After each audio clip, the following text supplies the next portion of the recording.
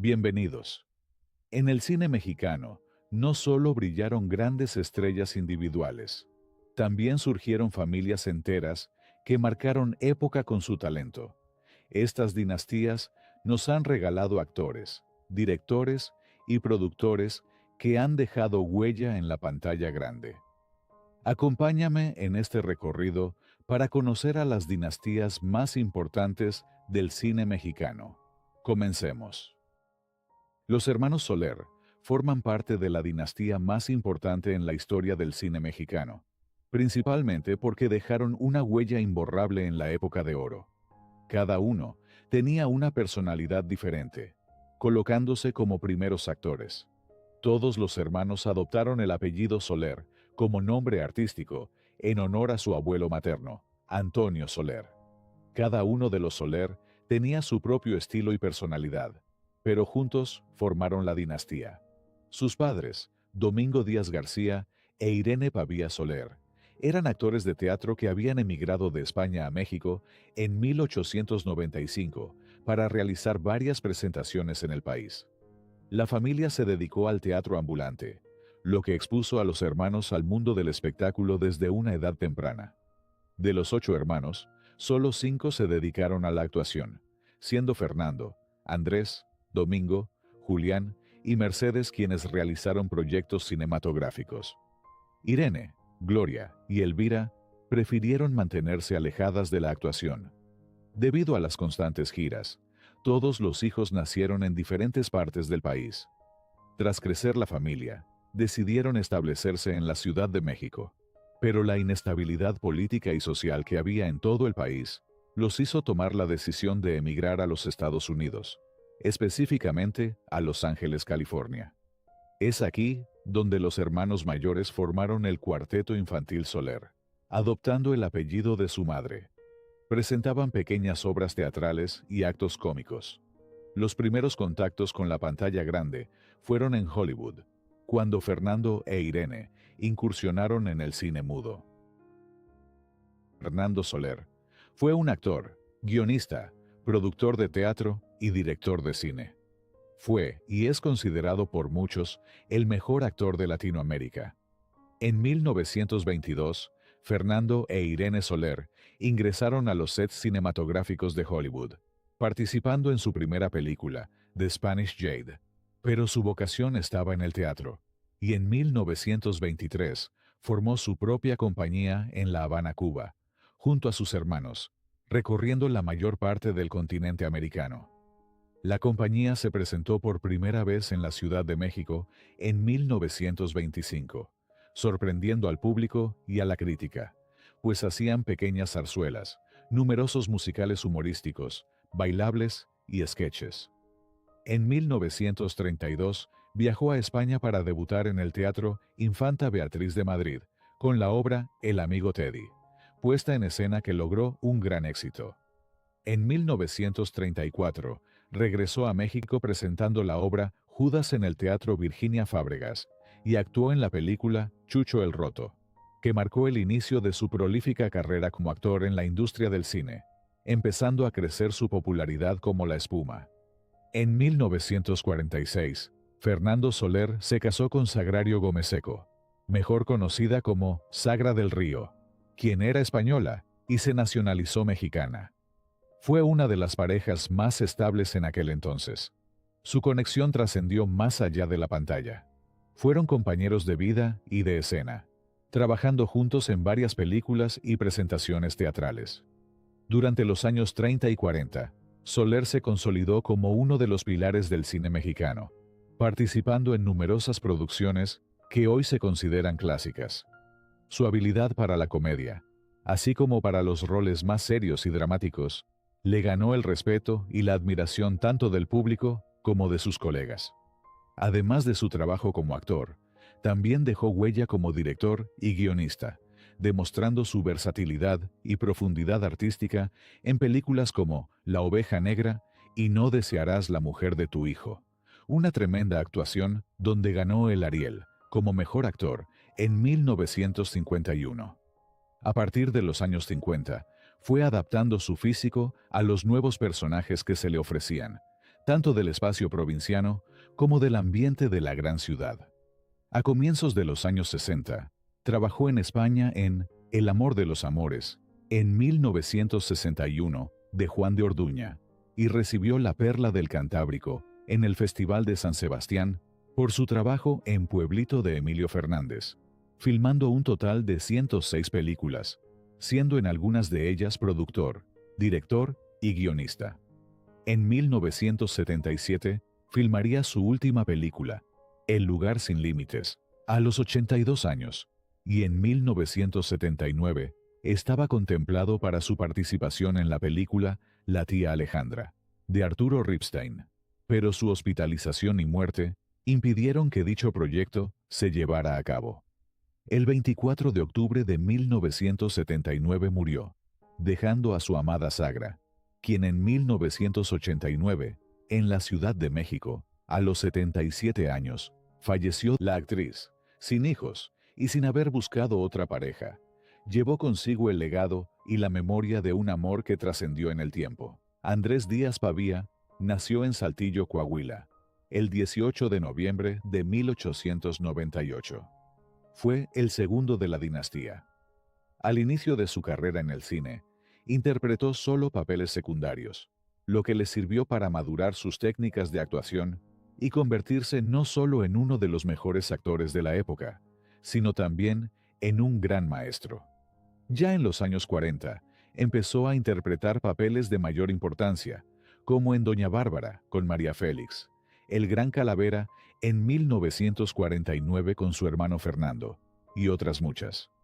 Participó en un total de 190 películas, y solo en 2 de ellas obtuvo el papel protagónico.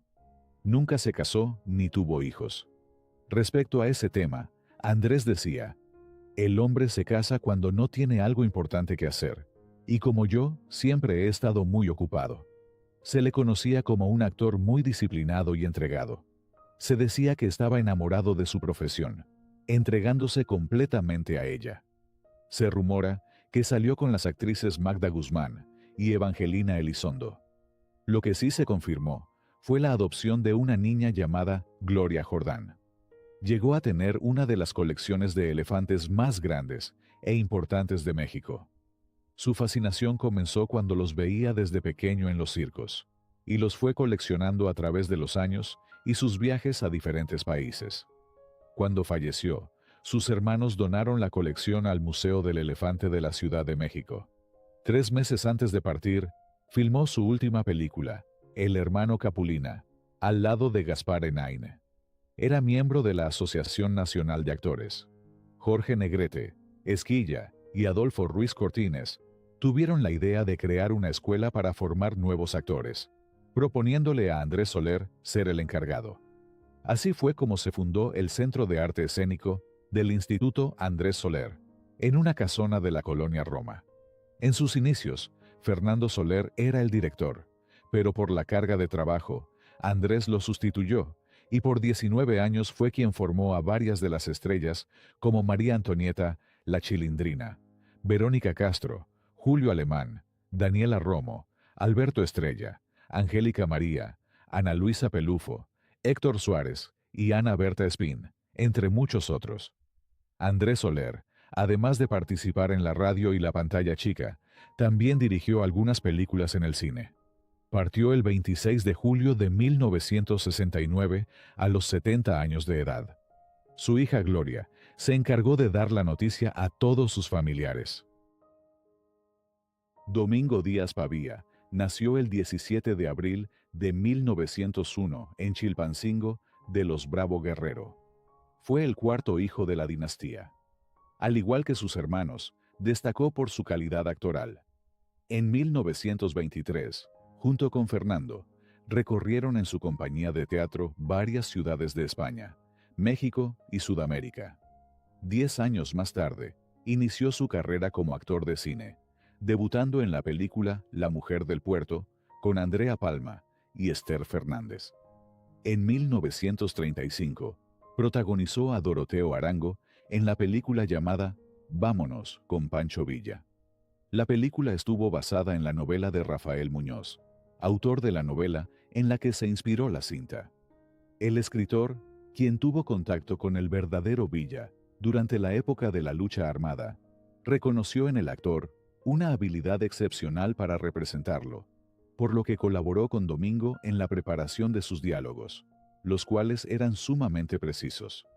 Veía en él la capacidad de darle vida al personaje en la pantalla con autenticidad, logrando que el público percibiera tanto la esencia de Villa como la relevancia histórica de los hechos retratados en la película, dirigida por Fernando de Fuentes.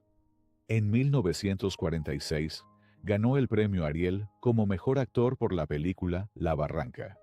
Interpretó a José María Morelos y Pavón en el filme El Rayo del Sur.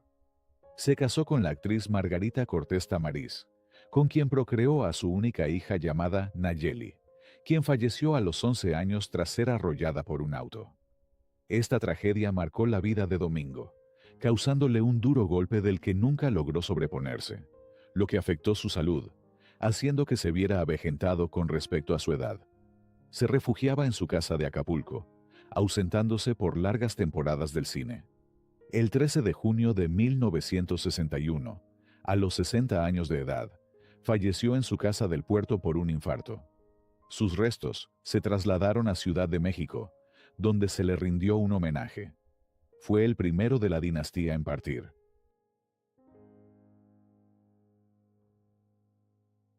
Julián Díaz nació en Jiménez, Chihuahua, el 17 de febrero de 1907. Fue un actor, director y escritor. Al igual que sus hermanos, creció en un entorno artístico por parte de sus padres que se dedicaban al teatro, pero en un inicio se inclinó por la pintura, estudiando con los mejores maestros de la época. Por un tiempo, se dedicó a la pintura y a la decoración, pero la sangre llama y no resistió iniciar su carrera como actor. En 1924, debutó en el teatro con la obra llamada El amigo Teddy, obra de su hermano Fernando. Se integró a diferentes compañías teatrales, viajando por Latinoamérica, España y Francia. En 1943 escribió, protagonizó y se inició como director gracias a Raúl de Anda, quien le dio la oportunidad con la película Tormenta en la Cumbre. En 1944 dirigió una de las mejores comedias con la película Me ha besado un hombre. De aquí en adelante ya no paró de trabajar, actuando en 50 películas, dirigiendo en 80 y escribiendo más de 16 producciones fílmicas, tanto en México como en España, Colombia, Venezuela y Puerto Rico. Julián admiraba al director Chano Urueta, a quien consideraba a su maestro por su inquietud y versatilidad. En los años 50, fue secretario de la Asociación General de Actores. En 1938, Julián se casó con la actriz Julieta Pallavicini, con quien procreó 4 hijos. El 5 de mayo de 1977, a los 70 años de edad, falleció por complicaciones respiratorias, ya que padecía de enfisema pulmonar. Mercedes Díaz Pavía nació el 19 de noviembre de 1914 en Los Ángeles, California.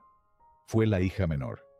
Al igual que sus hermanos, desde niña participó en las producciones teatrales de la familia. Con la llegada del cine sonoro en México, muchos actores de teatro, incluida Mercedes Soler, hicieron la transición a la pantalla grande. Su debut en el cine se produjo en la década de 1940.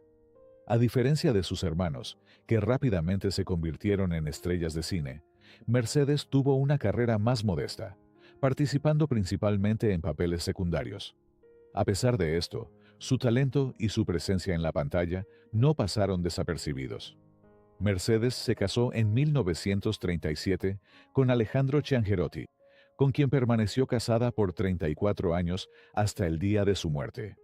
Elvira Díaz Pavía se casó con el actor y escritor español Antonio Moncel en 1934, en Buenos Aires, Argentina. Procrearon a su único hijo, Antonio Moncel, quien se convirtió en actor y escritor de teatro, cine y televisión. Nació en Madrid, España, el 18 de abril de 1936. A los 8 años, Antonio se trasladó a Argentina con sus abuelos, huyendo del franquismo, y luego Se estableció con sus padres de manera permanente en México. Se casó con Araceli Tatuí y tuvo 3 hijas. La famosa actriz de televisión y teatro Elvira Moncel, Araceli y Patricia Moncel, quienes se dedican a escribir y a la música respectivamente. Antonio Moncel fue un destacado escritor de telenovelas como La Gloria y El Infierno, y La Casa al final de la calle, entre otras. Falleció el 29 de septiembre de 1997, a los 61 años, debido a una insuficiencia renal. Su hija, Elvira Moncel, fue una primera actriz que coprotagonizó algunas de las novelas mexicanas más conocidas como Soledad, Amor en Silencio y La Indomable, entre muchas otras. Mercedes Soler, de su matrimonio con Alejandro Chiangerotti, tuvo 3 hijos. Fernando Luján fue quien más destacó en la actuación, además de Alejandro y Mercedes Chiangerotti. De los hijos de Fernando Luján, los más conocidos son Fernando, Vanessa y Cassandra Chiangerotti. Vanessa es hija de Fernando Chiangerotti. También Fernando Canek, hijo de Fernando Luján, quien es actor, comediante, escritor, director y coach. Fernando Luján procreó 11 hijos con 9 diferentes esposas, siendo varios de ellos quienes destacan en el mundo del espectáculo. Alejandro Chiangerotti II tuvo una larga carrera, comenzando desde los 9 años. Logró participar en 150 películas, además de novelas y teleteatros. Falleció en 2004 a los 64 años de edad. Fernando se casó muy joven con la socialité Teresa García, con quien procreó 2 hijos, Alan y Alejandro. Pero fue este último quien se dedicó a la actuación, mejor conocido como Alejandro Guzzi, quien participó en la serie cómica y juvenil de los años 80 y aún continúa vigente. Julián Soler y Julieta Pallavicini procrearon 4 hijos. Fernando, actor de cine y teatro. Irene, Julián y Juan Manuel Soler, quien fue un destacado director y guionista. Irene Díaz Soler se casó con Enrique Vaquerizo Martín y solo tuvieron 2 hijos, Gabriel y Alfredo Vaquerizo, de los cuales no se tiene información. La historia de la familia Inclán es una de las más entrañables dentro del panorama artístico mexicano. Este legado comenzó mucho antes de que Lupe y Miguel alcanzaran la fama, pues sus raíces se encuentran en la tradición de las carpas, los teatros itinerantes y las compañías de repertorio que recorrían pueblos y ciudades, llevando entretenimiento a un México que apenas descubría las posibilidades del espectáculo. Miguel Inclán, dueño de una compañía de teatro, y con el apoyo de su esposa María de Jesús Delgado, formaron un hogar en el que el arte y el trabajo escénico eran parte de la vida cotidiana. Sus hijos Guadalupe y Miguel, quienes más tarde se convertirían en 2 figuras entrañables e imprescindibles de la época de oro del cine mexicano. Miguel Inclán Delgado, recordado como uno de los villanos más memorables del cine de oro mexicano, nació en la Ciudad de México el 12 de diciembre de 1897. Creció en un ambiente artístico que marcaría para siempre su destino.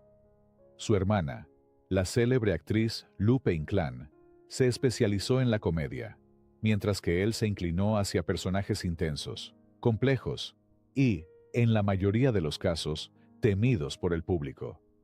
Desde niño, formó parte de la compañía de su padre, donde no solo actuó, sino que también escribió y dirigió pequeñas obras. Tras un paso por diversas compañías de revista, se incorporó al ambiente de las carpas, que en aquel tiempo comenzaban a ganar popularidad en los barrios céntricos de la capital. Allí convivió con figuras que después serían leyendas, como Jesús Martínez Palillo y Mario Moreno Cantinflas. Su debut en el cine llegó en 1938 con Nobleza Ranchera. Al año siguiente, interpretó al general Pedro María Anaya en El Cementerio de las Águilas, junto a un joven Jorge Negrete que aún no era estrella. Los primeros años los pasó en papeles pequeños que no le permitían lucir todo su talento. En 1944, Emilio Fernández, con quien ya había colaborado, Lo invitó a participar en la película María Candelaria, ganadora en el Festival de Cannes. Allí, interpretó a un villano implacable que hostiga a los protagonistas, papel que lo consolidó como antagonista de primer nivel. A partir de entonces, su carrera se llenó de interpretaciones memorables. En 1947, trabajó en Hollywood junto a John Ford y Henry Fonda. Su desempeño impresionó tanto a Ford que lo llamó para Fort Apache en 1948 y otras dos producciones estadounidenses. Ese mismo año, alcanzó su consagración definitiva en Nosotros los Pobres, dirigida por Ismael Rodríguez, donde interpretó a Don Pilar, el cruel padrastro de La Chorreada y enemigo de Pepe el Toro. La intensidad de su actuación fue tal que se volvió uno de los villanos más odiados de la pantalla nacional. Demostrando su versatilidad, también encarnó personajes nobles, como en Maclovia y Salón México en 1949, interpretando al honorable policía Lupe López. En 1950, Luis Buñuel lo eligió para uno de sus papeles más icónicos, Don Carmelo, el ciego malvado de la cinta. Los Olvidados, cinta que se convirtió en patrimonio de la humanidad. Este papel reafirmó su maestría para dar vida a personajes con una carga psicológica profunda. En sus últimos años, fue delegado nacional de la ANDA en Tijuana, donde, junto a su esposa Enriqueta Reza, fundó una academia de capacitación artística. El 25 de julio de 1956, justo un mes después de la muerte de su hermana Lupe, falleció de un infarto en esa ciudad. Aunque la prensa sensacionalista llegó a especular que su muerte no habría sido por eso, sino que debido a sus enfrentamientos con dueños de cabarets, a quienes criticaba por promover espectáculos que él consideraba inmorales, habrían tenido que ver con su muerte. Miguel Inclán dejó un legado de más de 70 películas y se consolidó como un referente absoluto del antagonismo en el cine de oro mexicano. Su capacidad para imprimir realismo, fuerza y presencia a cada uno de sus personajes lo convirtió en un actor irrepetible cuya sombra aún se proyecta en la memoria fílmica de México. Lupe Inclán, una de las figuras más entrañables del cine de oro mexicano, fue mucho más que una actriz de reparto. Se convirtió en la matriarca de una auténtica dinastía artística. Nacida en San Luis Potosí en 1895, al igual que Miguel, también heredó el amor por los escenarios. Su carrera comenzó en el teatro en 1919, pero su salto a la fama llegó gracias a las carpas. Allí creó su versión de La Peladita, una mujer del pueblo que podía ser sirvienta, nana, portera, vecina o campesina, siempre con un toque cómico y entrañable. Este personaje la llevó a codearse con grandes del cine nacional. Su debut cinematográfico llegó en los años 40 y rápidamente se ganó un lugar en producciones memorables. En muchas de ellas, trabajó con Tintán, quien, a diferencia de otros comediantes como Cantinflas, siempre daba oportunidad de que sobresalieran otros cómicos. Lupe Inclán falleció el 25 de junio de 1956, a los 61 años, dejando un legado que abarcó cine, teatro y televisión. En su vida personal, Lupe tuvo 3 hijas, Gloria Alicia, Lili y María Dolores Inclán, las cuales siguieron los pasos de su madre y debutaron en 1936 en Las Carpas. Gloria Alicia contrajo matrimonio con el actor Alfonso Jiménez, el Kilométrico, y de esa unión nació Rafael Inclán en 1941. Desde muy joven, Rafael estuvo inmerso en el ambiente artístico, rodeado de actores, músicos y cómicos, lo que marcó de manera decisiva su destino. Nieto de una mujer que dio vida a memorables personajes cómicos en la pantalla y sobrino de otros intérpretes que hicieron historia, creció escuchando historias de giras teatrales, rodajes y convivencias con grandes figuras del cine.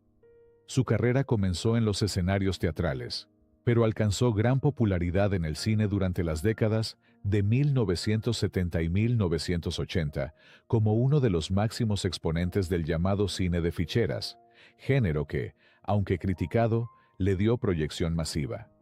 Su carisma y facilidad para el humor lo convirtieron en un actor versátil, capaz de pasar de la picardía al drama con naturalidad. Con el tiempo, Rafael Inclán supo adaptarse a los cambios de la industria, participando en telenovelas como Clase 406, Rebelde, Alma de Hierro y Mi marido tiene más familia, además de seguir presente en el teatro. Su talento fue reconocido con el Ariel al mejor actor por su interpretación en la película Nicotina en 2004, demostrando que su rango actoral iba mucho más allá de la comedia popular. Raúl Padilla Inclán, conocido por todos como Chóforo, nació el 2 de mayo de 1940 en Monterrey, Nuevo León. Hijo del también célebre actor Raúl Chato Padilla, famoso por su papel de Jaimito, el cartero, en la serie El Chavo del Ocho, y de Lili Inclán, hermana de la actriz Lupe Inclán. Raúl creció igualmente en una familia marcada por el arte escénico. Desde niño, acompañaba a sus padres en giras teatrales y espectáculos de carpa, aprendiendo los secretos del oficio casi de manera instintiva.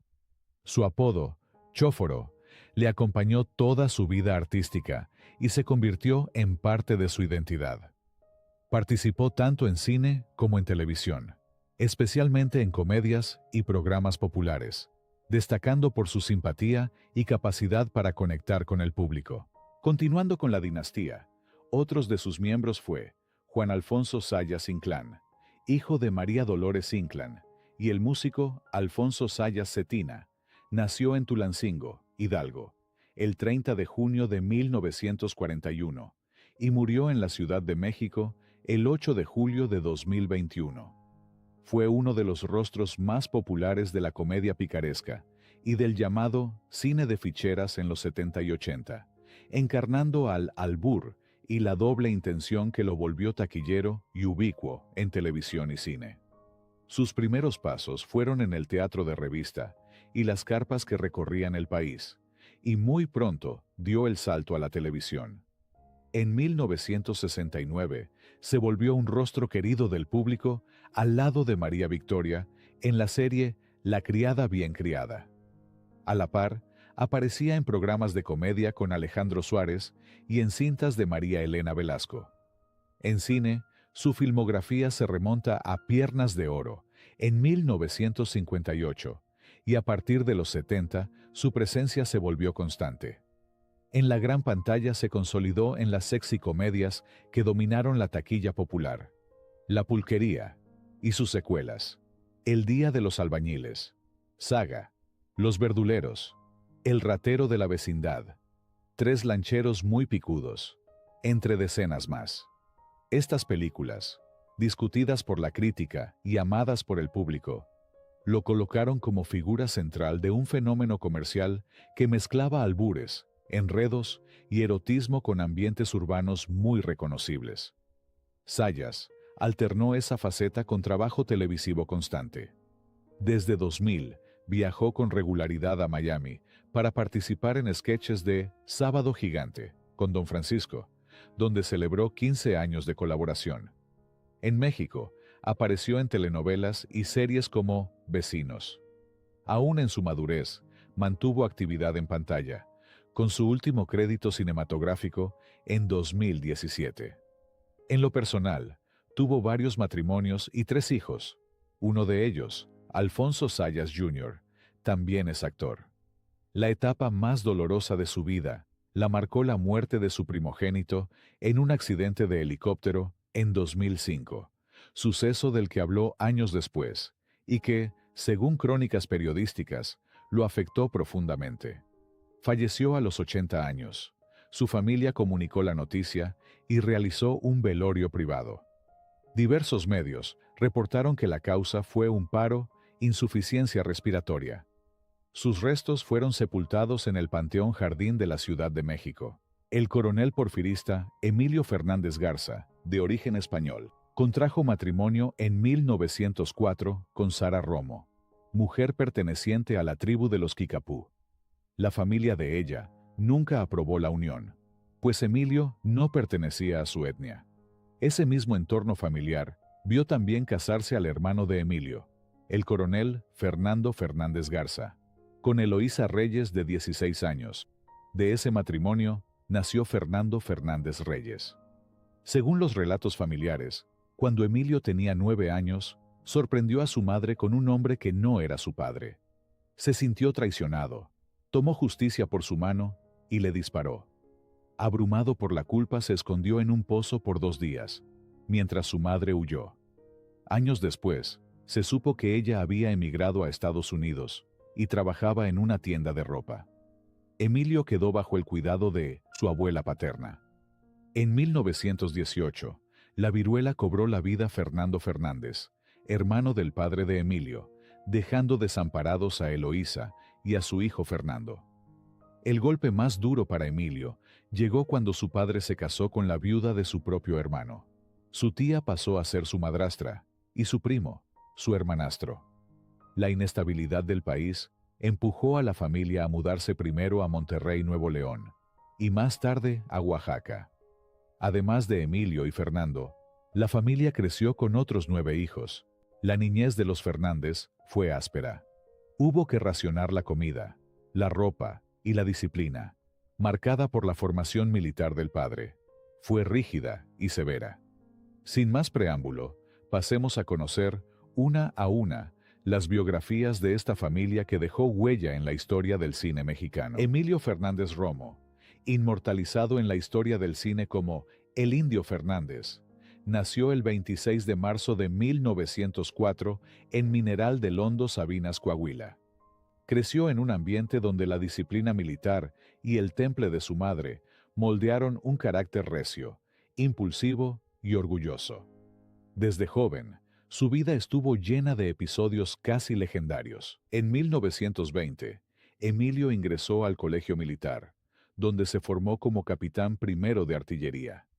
Inquieto como todo adolescente, se escapaba para bailar en el Salón Rojo o en el Palacio de Mármol. Era un bailarín consumado. Dominaba el tango, el vals, el pasodoble y sobre todo el danzón. En 1923, abandonó la escuela militar después de participar en el levantamiento de Adolfo de la Huerta contra el gobierno de Álvaro Obregón en 1923. Lo encarcelaron, pero escapó de prisión, y que cruzó nadando el río Bravo para huir a Estados Unidos. Se exilió primero en Chicago, donde trabajó como estibador y empleado de lavandería, y luego en Los Ángeles, desempeñando oficios humildes como ayudante de imprenta y albañil en construcciones cercanas a los estudios de Hollywood. La leyenda de que fue el modelo para la estatuilla del Oscar fue descartada por el mismo diseñador. En Hollywood, apareció como extra en unas 40 películas, incluyendo Torrent, junto a Greta Garbo, y adquirió fama como excelente bailarín de tango, danzón y vals, ganando varios concursos. De regreso en México, sobrevivió haciendo diversos trabajos hasta que protagonizó Janitzio, obra que anticipaba los temas y la estética que lo acompañarían durante toda su carrera. Paisajes majestuosos, personajes recios y una exaltación poética del México rural. En 1941, debutó como director con La Isla de la Pasión, y ese mismo año, durante un viaje a Cuba, conoció a Gladys Fernández, quien se convirtió en su primera esposa y madre de su hija Adela. Poco después, se integró al equipo creativo más poderoso de la época de oro, junto a Mauricio Magdaleno como guionista, Gabriel Figueroa como fotógrafo, y sus amigos Dolores del Río y Pedro Armendáriz como protagonistas. Con ellos, filmó Flor Silvestre y María Candelaria, cinta que ganó la Palma de Oro en Cannes, y lo proyectó a nivel internacional. Su estilo tuvo un efecto inmediato en la industria. La imagen del México rural, que él plasmaba como cruda y al mismo tiempo idealizada, se convirtió en un estándar que el mundo adoptó como representación de la identidad mexicana. Vinieron después obras maestras como La Perla, Enamorada y Río Escondido. La relación con Columba Domínguez fue tan intensa como tormentosa. La conoció en el mercado de la Merced, cuando aún no era actriz. Se enamoró de su belleza y la convirtió en una estrella. En 1945 contrajeron matrimonio, quien era 25 años mayor que Columba. Sus discusiones eran legendarias. Una anécdota muy contada relata que, tras llegar de una parranda con amigos a las 3 de la madrugada, la despertó para que les preparara mole. Ella, molesta, aceptó.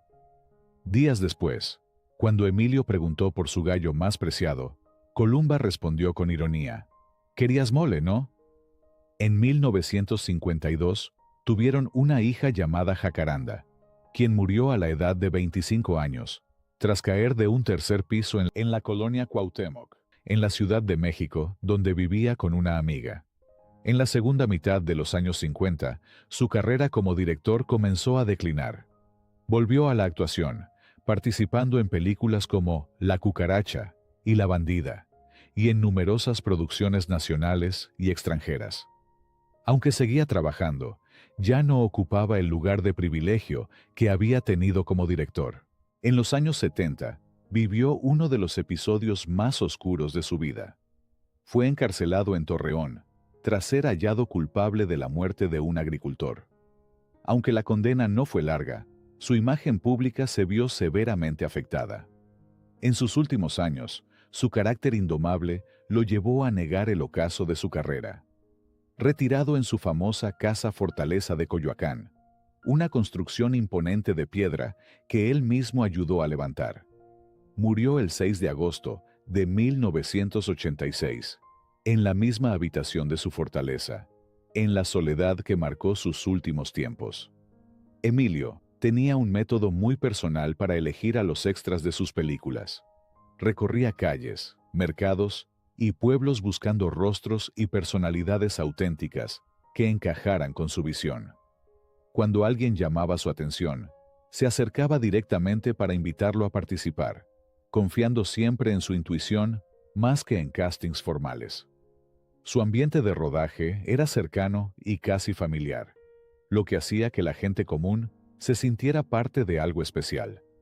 Uno de sus descubrimientos más entrañables fue a Ismael Pérez Poncianito, un niño carismático al que trató con ternura y consideró como un hijo dentro del cine, dándole papeles que marcaron su carrera.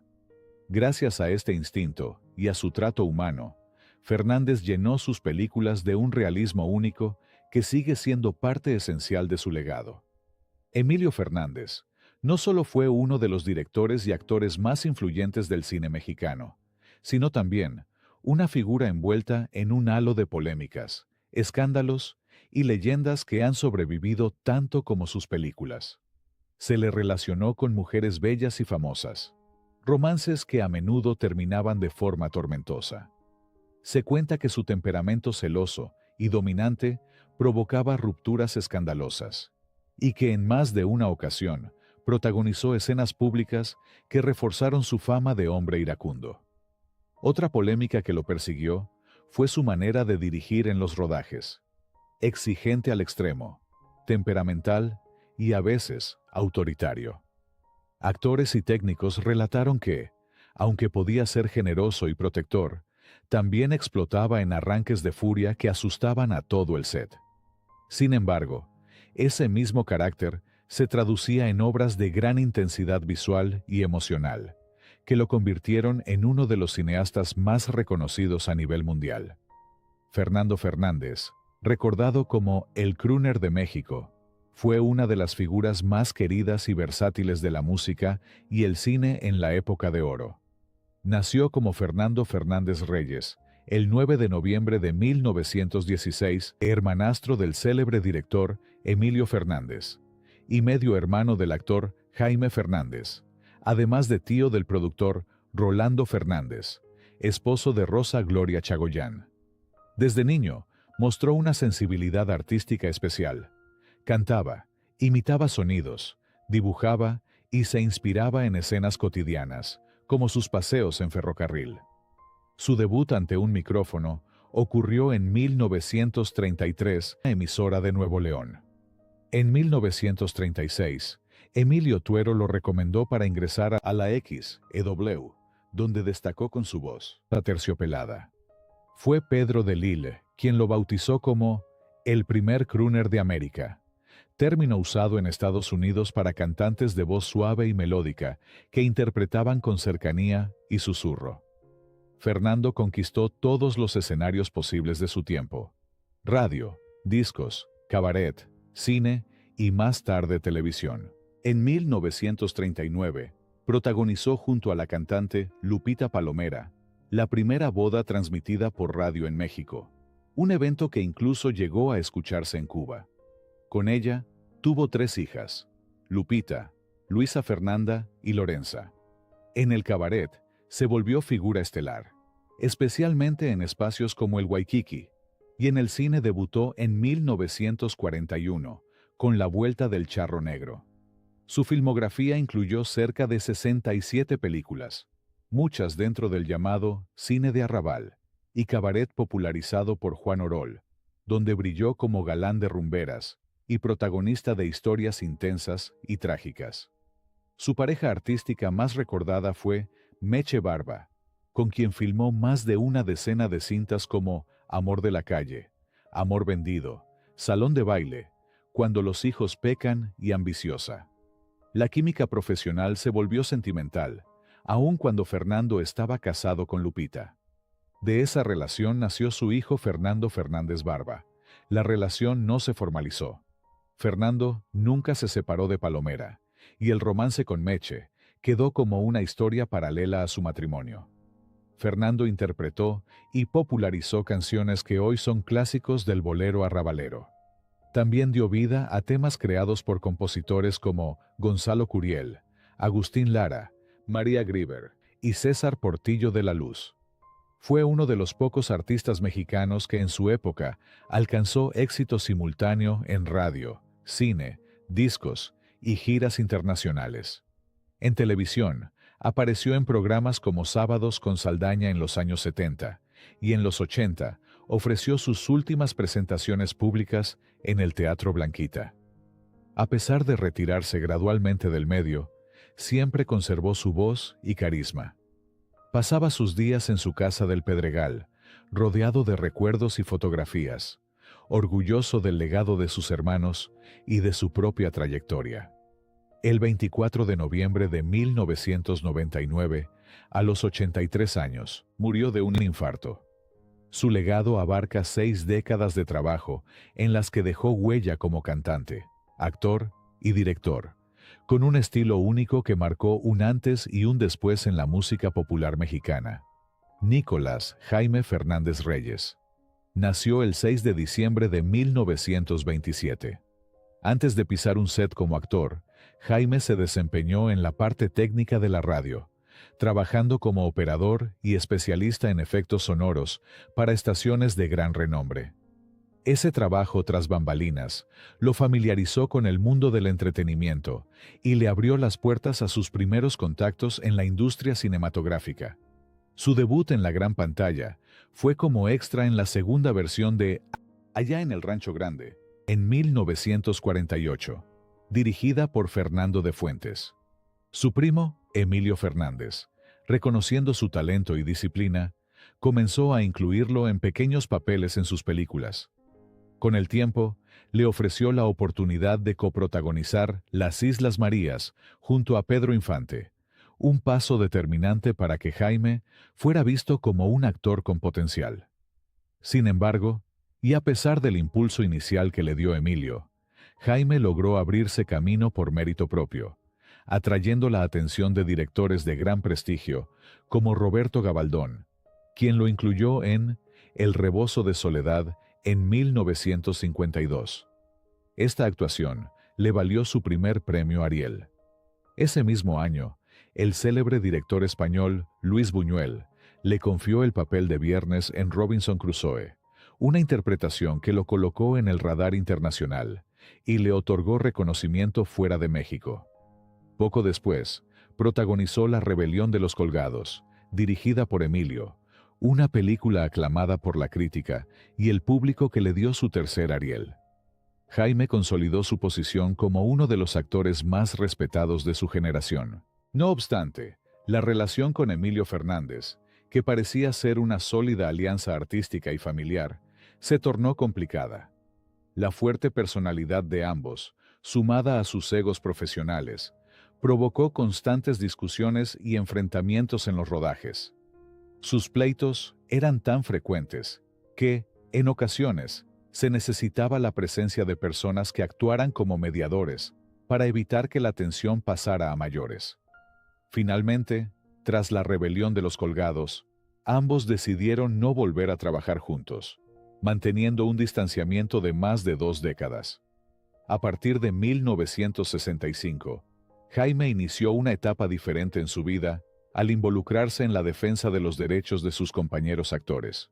Su compromiso lo llevó a ocupar la Secretaría General de la Asociación Nacional de Actores, cargo que mantuvo por 12 años, además de fungir como diputado federal por el PRI en 1971.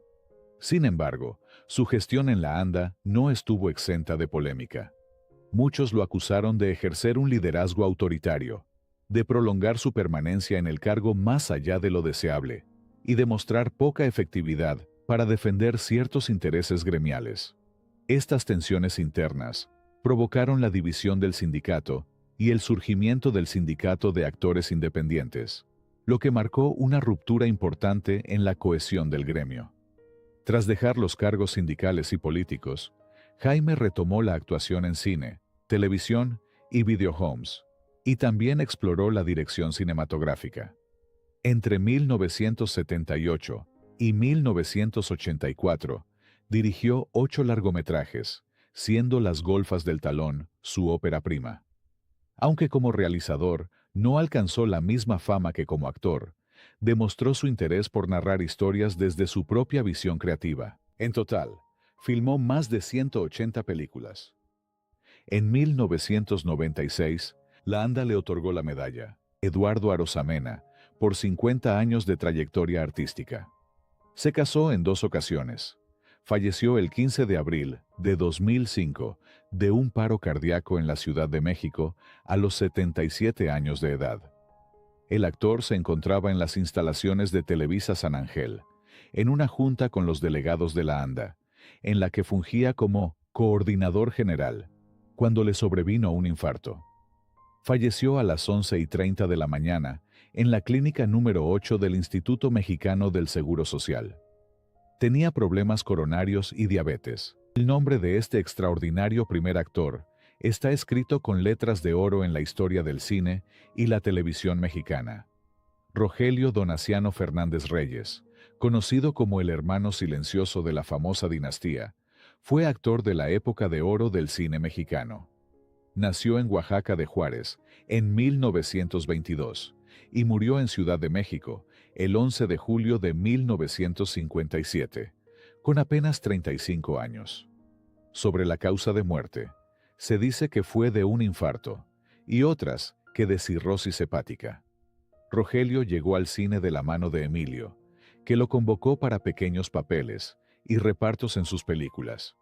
Entre sus primeros créditos figura La Isla de la Pasión, en 1941, el debut como director de El Indio, donde Rogelio aparece en el elenco. Su rostro recio y presencia contenida lo encaminaron a campesinos, peones, soldados o villanos de pueblo, casi siempre en reparto. Aún sin protagonizar, quedó asociado a varios títulos mayores de la época, como En Río Escondido, La Malquerida, Pueblerina y El Mar y tú. Estas apariciones modestas, pero constantemente en películas de alto nivel, explican por qué su nombre no alcanzó la popularidad de su hermano cantante Fernando o su medio hermano Jaime, aunque su filmografía quedó incrustada en el corazón del canon de la época de oro. Se casó con Hortensia Bustamante, pero no hay registro de que hayan tenido hijos. Sobre los hijos de Fernando y Jaime Fernández, no se dedicaron al mundo artístico, y no se tiene registro que fue de ellos. Si tú cuentas con alguna información, déjala por favor en los comentarios. De las hijas de Emilio, se sabe lo siguiente. Adela Fernández y Fernández, nacida en 1942, fue hija de Emilio y de la cubana Gladys Fernández. Escritora, dramaturga y promotora cultural, dedicó buena parte de su vida a preservar y difundir el legado de su padre, publicando obras de narrativa, teatro, ensayo y libros de divulgación sobre culturas indígenas. Tras la muerte del indio en 1986, y al no existir testamento, Adela heredó el patrimonio de su padre y convirtió la Casa Fortaleza de Coyoacán en un espacio vivo, abierto a visitas guiadas, proyecciones y charlas. Adela murió el 18 de agosto de 2013, víctima de una oclusión intestinal, y sus restos fueron depositados en la misma Casa Fortaleza. Xochitl Fernández de Valois, hija menor del Indio Fernández y de Gloria de Valois Caviedes, nació en la década de 1950 y ha sido la descendiente viva más visible en los últimos años vinculada al inmueble. Su figura ha estado presente en diversas actividades culturales y presentaciones que buscan mantener el prestigio del lugar. Tras la muerte de Adela en 2013, la casa cerró sus puertas al público en marzo de 2014. Sin embargo, la familia afirmó que Adela había dejado testamento nombrando a su hijo, Emilio Quetzalcóatl Fernández, como heredero universal. Desde ese momento, comenzó un proceso legal en medio de un prolongado litigio que hoy en día continúa. La casa está abierta para paseos guiados, obras teatrales y comerciales. Así, la dinastía Fernández queda inscrita en la historia del espectáculo mexicano como una estirpe irrepetible, forjada entre el talento desbordante y el carácter indomable. Gracias por quedarte hasta el final. Cuéntame en los comentarios qué te pareció y cuál fue tu actor favorito. No olvides dejar tu like y suscribirte para no perderte los próximos videos. Hasta pronto.